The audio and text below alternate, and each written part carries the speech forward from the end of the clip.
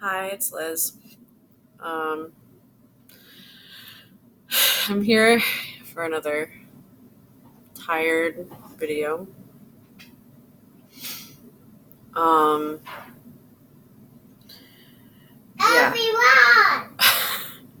Part of the reason I haven't been making videos lately is because um, I've been dealing with an extra stressor difficulty,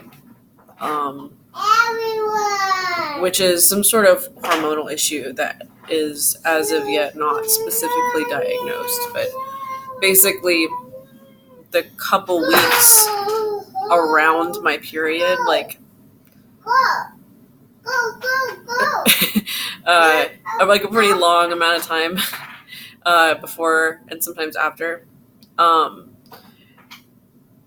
with varying severity, I get just all kinds of these crazy symptoms. Like I get mood swings. I get really easily overwhelmed, and there's probably some level of intersection there with autism spectrum disorder, because I get just like my sensory sensitivities, which might usually be a little more than most people's. It kind of varies depending on stress. They just like shoot through the roof suddenly, and I have a really hard time, being touched or dealing with visual stimuli, dealing with light, and also connected with that, but not always at the same time, migraines, lots of migraines, and just being exhausted, weak, um, dizzy, confused, getting vertigo, getting lightheaded, almost fainting, all kinds of weird stuff. Like that's not even all of it. I'd have to like really keep a diary of everything that happens, because it's like a lot of different symptoms, and any given day or any given month, it really like seems to change a lot. But it's sort of, I don't know. I've been treating it with various things. I don't want to get into that right now. I haven't had like a ton of like a breakthrough success, but I found some things that do kind of seem to help.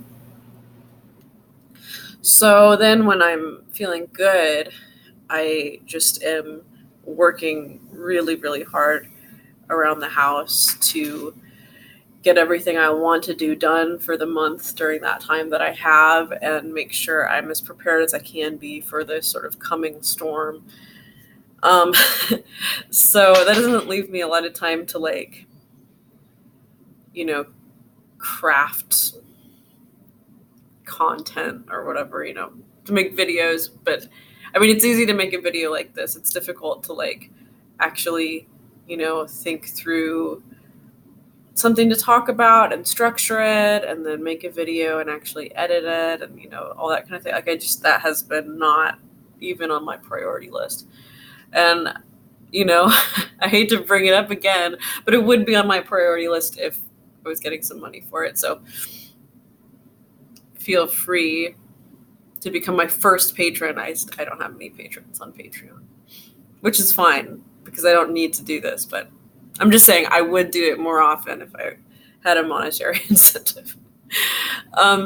Anyway, I just kind of wanted to bring this up because there's some interesting comparisons and intersections with bipolar disorder. So I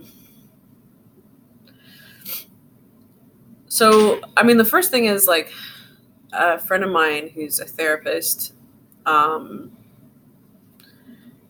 was saying that because we were talking on Facebook, and there was another friend of hers who is also bipolar who was talking about hormonal issues as well, and I don't remember exactly the whole conversation, but she made a comment that was really interesting to me. She said that people with bipolar disorder tend to be more sensitive in general to environmental sort of things, triggers, events. And that would include our internal environment, such as our hormonal balance. And I guess I'd heard something less broad than that before about like how, like I had been told by doctors that being on mood stabilizers would make it possible for me to try hormonal birth control again, which is something that I have tried many times now, never again. Every single time I get really intense side effects, and it's not worth it to me. And specifically that they, in one way or another, push my mood out of control, either because I'm like having extreme suicidal ideation, or because I'm just extremely irritable to the point that I am not functioning well, or I become extremely emotionally needy and that kind of thing, like out of character, weird emotional stuff that gets in the way of my ability to like have a life. So, and usually physical stuff too, as well as, yeah. So I can't do it anymore. And yeah, they said mood stabilizers would help, and I've found that not to be true. So anyway, what's my point? I thought it was really interesting, this idea of us being sensitive in that way, because I've definitely found that to be true for myself.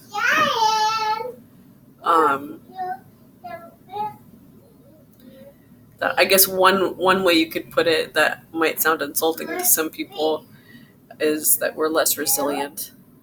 And I just wanted to say that, I don't know, I feel like I'm resilient in some ways.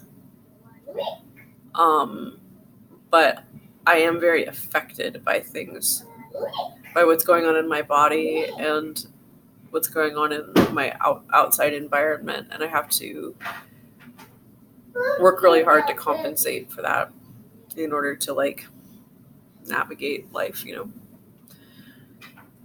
so there's that. But there's also that like I realized going through these cycles, these hormonal cycles, I feel like it made me wonder how many women, or I guess more generally just like people who go through intense hormonal cycles, have been misdiagnosed as bipolar. Because I can see how,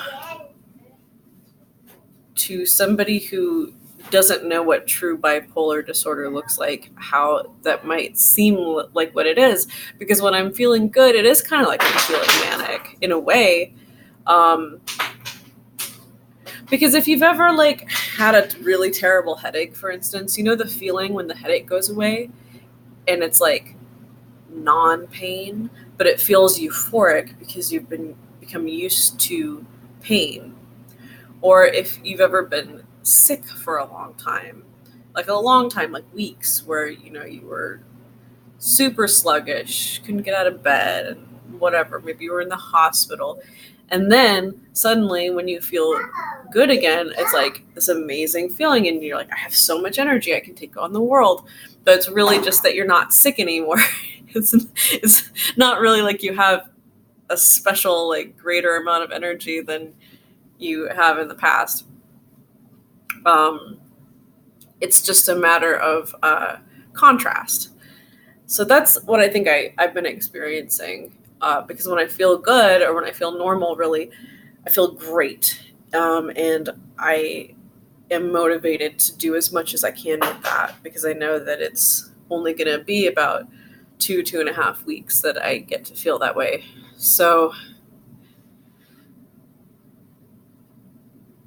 it is a little bit similar to mania in a way, but it's distinct. And I guess I was trying to think of what the distinctions are. And I guess one of the main ones, and I've talked about this before, is that there's this inescapable sort of egoism that comes with even hypomania. And I wasn't feeling that. I also wasn't feeling pressure exactly. Like I couldn't stop. It's more that I didn't want to stop. I felt good, but it's not like like there's this thing that happens in mania and even hypomania to some extent called pressured speech.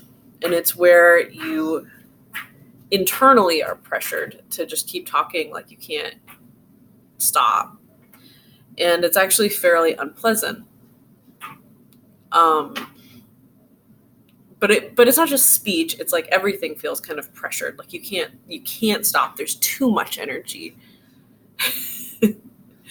um, and I didn't feel like that at all. It didn't feel like it had a potential to go out of control. It just felt good. And, I did things and they felt good. And then I stopped and rested and that felt good. And I could sleep okay. And, it was just feeling good. And it's sad to me too, because a lot of bipolar people struggle with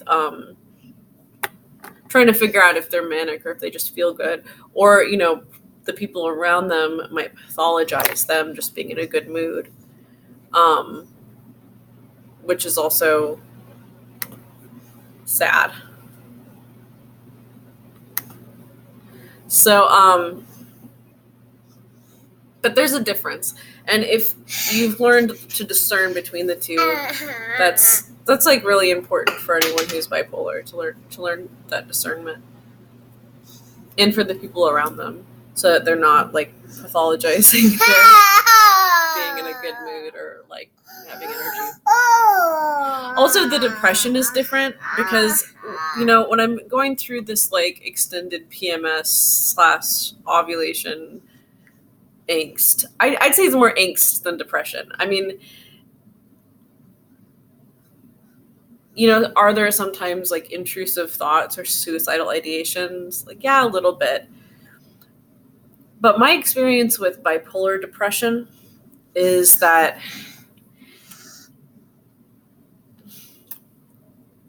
it's really like it just deadening. Like it's really like your brain is just burnt out and everything is less colorful and less stimulating than it normally would be. Whereas this like horrible hormonal angst is really, I mean, I'm super irritable, which is really more of a more aligned with mania than depression, because it's sort of like I'm overstimulated really easily. I get overwhelmed really easily when I am going through this. And that's not something I've ever experienced during bipolar depression. I can't, I'm underwhelmed, and that's what's so depressing about the depression. I mean, that's what makes you kind of want to die, because like it feels like nothing has any life to it. Nothing has any like content. You feel so disconnected and dead inside. Whereas like, if anything, when I'm going through this hormonal angst, it's like, I wish I could disconnect more. I wish I could get some peace, but instead I'm just like super overstimulated and overwhelmed. And Lynn, don't hurt me. Thank you. And it's too much and I can't manage it. And I'm tired, it's that too, but it's just different. So that's my little PSA about that. They're different. They're different things.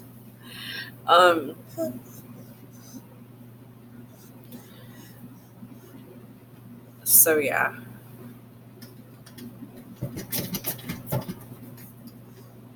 I guess that's it. That's all I got for right now. I still want to do that piece about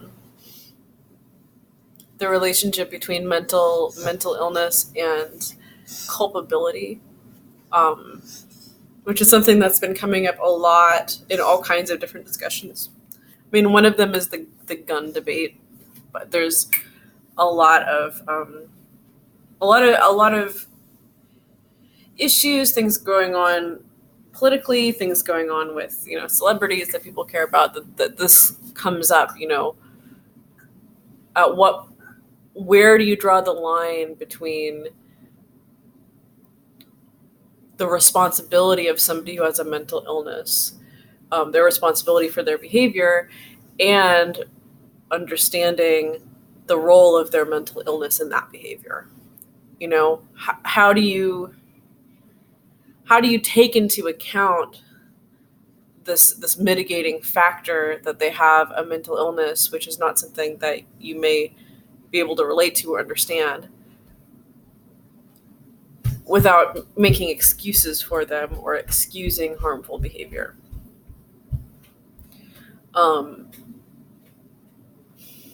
So yeah, that same therapist friend is going to work with me on that, but she's been busy with some pretty important other stuff lately that came up. So I don't know when that'll happen, but I hope it happens soon. Okay. See you guys later.